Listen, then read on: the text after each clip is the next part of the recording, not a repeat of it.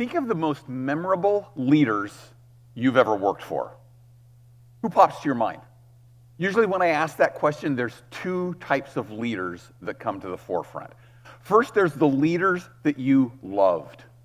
You think back on them with some fondness. You have a leader you loved that you can think of? Yeah.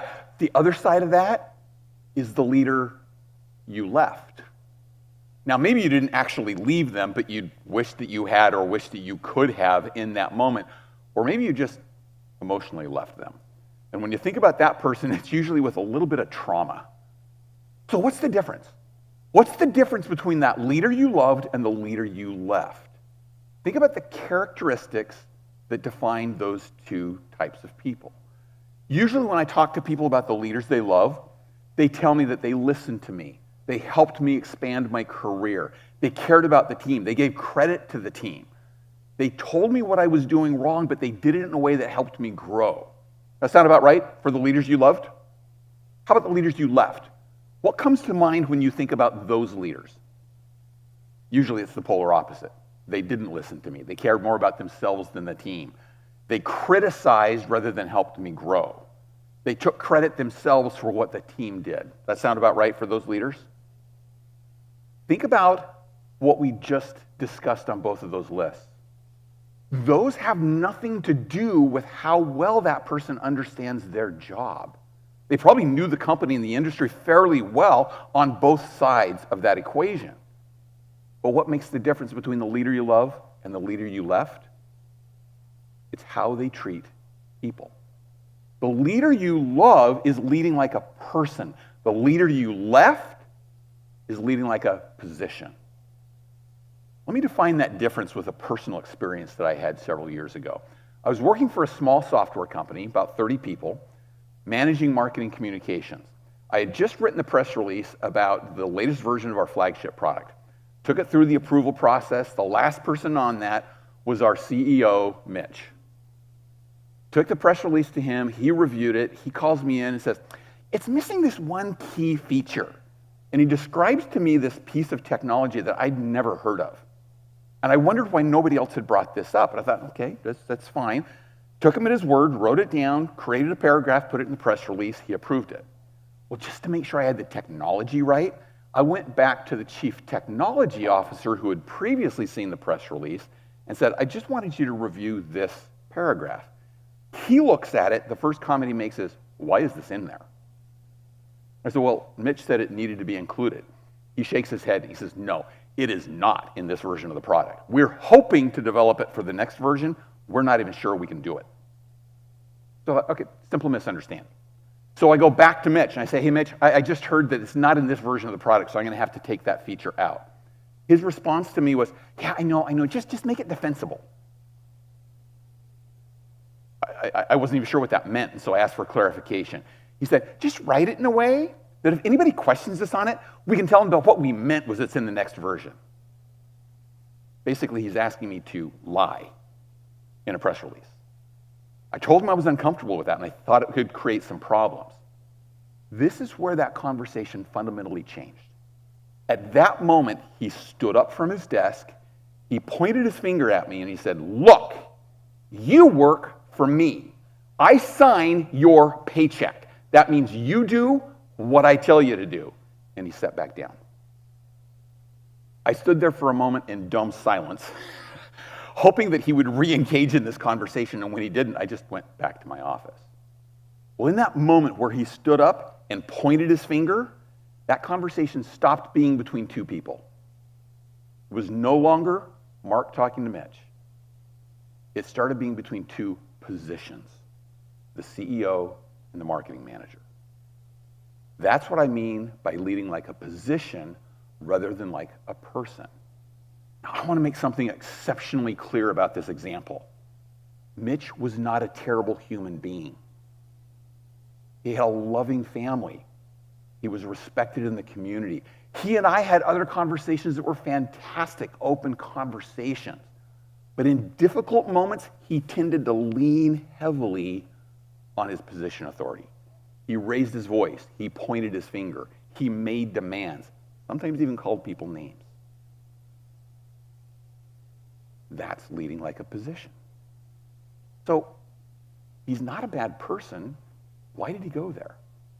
I really don't think any leader, even leaders who lead like a position, get up in the morning and think, today I'm going to go make my people miserable. I'm going to go be a tyrant at work, and I'm going to just make life miserable for everybody who's there. People don't think that way. So why do we slip into that position-based leadership? I think it starts with how we develop our frontline leaders. Consider this. In your experience, when a first-line team needs a new leader, who gets promoted into that position? What I hear usually is it's the best performer on the team. It's the best salesperson. It's the best real estate developer. It's the best marketing person. It's the best software developer. That about right? The other component I hear sometimes is it's the person who's been there the longest. Do those criteria lead to a good people leader? Maybe, maybe not. I think it's a little hit and miss. And so when we put those people into that position, what kind of skill development do we give them to help them? The most common answer I get from that is none. And that's actually backed up by a corporate executive board study where they interviewed leaders and asked them how much training they got the first time they were a leader. Almost 90% said zero. We got nothing. But even when we do give these people training, what do we train them on? Systems, policies, process, procedures. What kind of skills are those? Position skills. We teach them more how to be a position, but what's the fundamental difference moving from an individual contributor into a leadership role? It's dealing with people. And we don't give them the people skills they need in those difficult moments. Now, you might say, yeah, but that's why we pay them the mediocre bucks. We put them in that position so they can figure this out. They were a good performer. They'll learn. They'll figure it out. But it comes with costs and problems along the way. In her research for the book, Knowing Who You Lead, Carrie Lynn Hodson found that 74% of respondents said that they had left a company or had considered leaving a company based on one factor. That factor? Their direct leader. That's a lot of leaders who get left. And that comes at a high cost for organizations. Now there's lots of research actually that backs that up. But let me go back to my personal experience. After I went to my office when the CEO pointed at me and said, "You work for me," got my wits about me a little bit, and then I went back to the CTO's office and I said, here's what he's asking me to do. To his credit, he said, no, we cannot let that happen. So together, we went back to Mitch's office and said, we got to take this out. And he finally agreed with us. But once I took that paragraph out of the press release and finalized that project, what was my next action? Updated my resume. And I wasn't there very much longer. That became a leader that I left. Now, I could go on and on about different research about how your direct leader impacts productivity, performance, commitment. But you get the point. What do we do about it? That's the key question. If you research, if you do a Google search for key skills of brand new leaders, you will get a lot of varying opinions, and you'll end up with a long laundry list of skills they should have. It's almost impossible to give all those skills to a brand new leader. So I would like to suggest there are 3 skills that overlay most of those skills and make a huge difference in getting people to lead more like a person and not just like a position. First, listen intently. When a new leader comes in, sometimes they have the mistaken idea that now they have to know everything. And so they don't listen, they just want to tell what's going on. Maybe they listen to their leaders, but they don't listen as often to the team because they feel like, well, that would be a sign of weakness. I have to show that I'm the boss now. But by listening to their team, not only do they solve a lot of problems before they happen, but they understand better what those problems are. And they get the support of the team members in solving those problems. Listening intently is a key people leadership skill. The second skill, communicate intentionally. Leaders often get into the mode of telling people what to do, but people really also want to know why they should do it. Communicating intentionally is about being very clear about expectations, but also helping people connect the expectations to their personal performance, to their personal commitment, and to their values, and how that supports the company's growth. It helps them to be part of the team, part of the organization in a much stronger way. So communicate intentionally. The third one is to recognize individually. A lot of times when we think of recognizing people, we think corporate reward programs, bigger picture items like that. That's not what recognizing individually is about. Recognizing individually is helping people see how their day-to-day behaviors make a positive impact so that they feel part of the team. When we give new leaders these position skills, very often we're teaching them, here's what you do when there's a problem.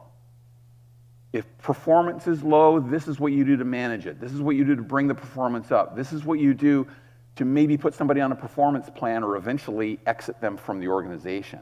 If I'm only trained on problems, what do I look for? Problems. And I stop looking for the good behaviors. What do I do when somebody's performing well to make sure that those behaviors continue? That's recognizing individually. Let me give you an illustration of the power of those three skills in leadership. My sister is a school teacher, and she heard about this situation from a friend of hers who was a high school teacher. The school that her friend taught at was doing pretty well. The principal had been there for a long time as their leader, and the school was going along just fine until economic conditions turned. The demographics of the area changed, so the population of the school went down, funding went down, and all of a sudden the problems started surfacing. More complaints from parents, lower student performance scores, higher discipline problems, higher absenteeism. The teachers started to get a little grumpy. And when this started happening, what did the principal do? He started leading like a position. Parents would come to complain and he'd say, don't talk to me, talk to one of my assistant principals, and close his door. Teachers would come to him with problems and he'd say, that's what you get paid for, just figure it out. The sad joke at the school was if you wanted to avoid the principal, show up to any school activity because he was never there. Well, the complaints to the district got so long and loud that they finally had to let this principal go.